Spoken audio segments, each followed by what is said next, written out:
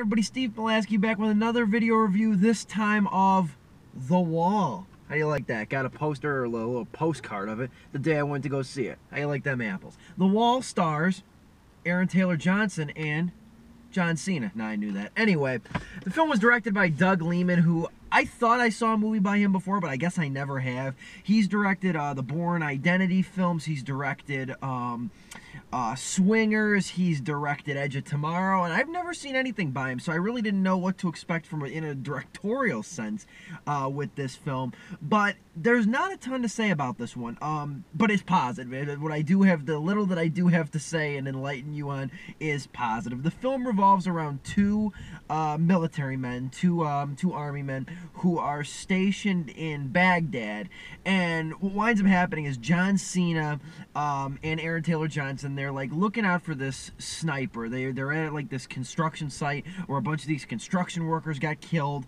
and they did get killed from headshots. So they've been sitting out there for about 20 hours or so, and they realize that they say that like there's nobody out there or whatever. So John Cena goes and walks towards like this brick barrier that's like a wall of a fallen building, and he's walking out that way, and all of a sudden he gets shot. So then Aaron Taylor Johnson comes to try and rescue him, but he winds up getting shot at as well, and he winds up getting a valve punctured in his leg. So Aaron Taylor Johnson takes cover behind a wall while John Cena lies maybe unconscious, maybe dead, a few feet away on the outside of the wall. So the film largely revolves around Aaron Taylor Johnson's character, Isaac, conversing with the sniper via radio and trying to find out where this sniper could possibly be located. And it's a very suspenseful movie, in a way that's not like gripping, you know what I mean? Like, I'm not like tied to my seat like, oh my god, what's gonna happen next? You know what I mean? It's not like one of those movies, but it is suspenseful. It's intriguing, you know what I mean? You obviously want to know who this sniper is, what his motivations are, what he sees in the characters. It is a little slight. The movie's only about 84 minutes long, so it does feel a little slight.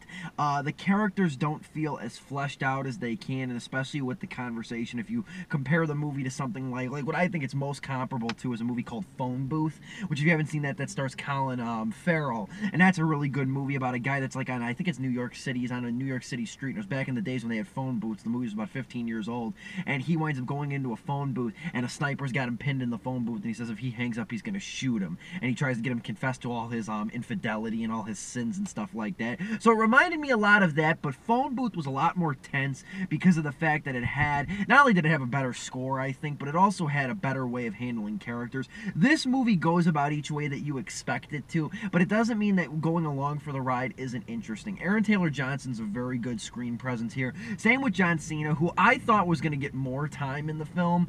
I'm waiting for John Cena to like break out in a movie where he can actually give a good performance, because now he's kind of like the butt of every joke in movies like Trainwreck and Sisters. He doesn't really get any kind of good role, so I was hoping The Wall would be a better fit for him, but it turns out it wasn't. So at least in the fact that his character isn't written very extensively. I give The Wall 3 out of 4 stars, a B- on Influx Magazine. Very serviceable entertainment. Probably not going to want to rush out to the theater for it, but if it's worth it to see that very cynical, dour ending, I can support it. So I give The Wall 3 out of 4 stars, a B- on Influx Magazine. I'm Steve Pulaski. You can get all my reviews on my personal website. Link below if you want to read my review of The Wall. And I'll see you guys next week for more video reviews. Take care.